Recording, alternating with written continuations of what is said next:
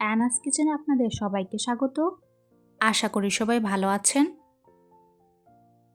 আজকে আমি বানাবো সম্পূর্ণ নিরামিষভাবে ঝিঙে আলুর পোস্ত। আজকে আমি 500 গ্রাম ঝিঙে নিয়েছি ও একটি আলু নিয়েছি। আপনারা চাইলে আরও একটি আলু অ্যাড করতে পারেন। প্রথমে পিলার দিয়ে ঝিঙেগুলো ছুলে নিব। আজকের রেসিপিটা যদি আপনাদের ভালো লাগে আমার চ্যানেলটিকে লাইক শেয়ার সাবস্ক্রাইব করে আমার পাশে থাকবেন। এরপর আলুও ছুলে নেব। এরপর মিক্সি জারে 3 চামচ পোস্ত, টুকরো করে রাখা নারকেল, 4টি কাঁচা লঙ্কা ও সামান্য একটু জল দিয়ে একটি পেস্ট তৈরি করে নেব। পেস্ট হওয়ার পর ঠিক এমন লাগবে। ঝিঙে ও আলু ভালো করে ধুয়ে নিয়ে টুকরো করে কেটে নিয়েছি। কড়াইতে পরিমাণ মতো তেল দিয়ে কালো জিরে ফোড়ন দেব।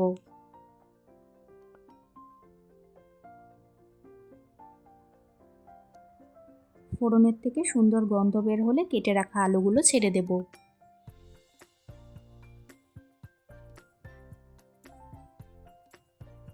আলুগুলো হালকা লাল করে ভেজে নিয়েছি। এখন 1 টিস্পুন আদা বাটা,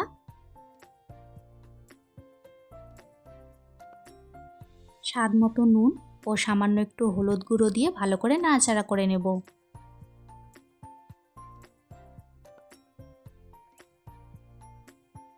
এক মিনিট মতন ভেজে নিয়ে মিক্সিতে করা মশলাটা দিয়ে দিব।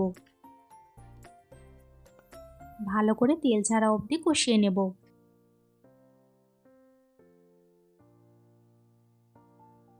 মশলা থেকে তেল ছেড়ে আসলে কেটে রাখা ঝিঙেগুলো দিয়ে দিব।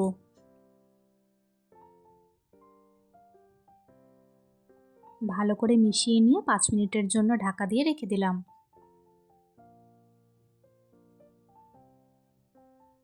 5 মিনিট পর ঝিঙে থেকে জল ছেড়ে এসেছে।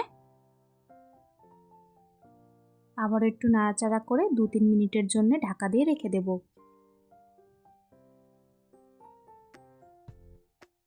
এরপর 1 টিস্পুন গুঁড়ো চিনি দিয়ে দিব।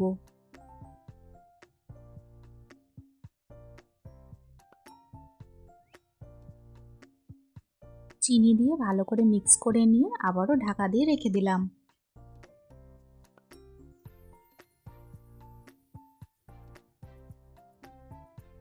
ঝিঙে ও আলু সম্পূর্ণভাবে সেদ্ধ হয়ে গেছে।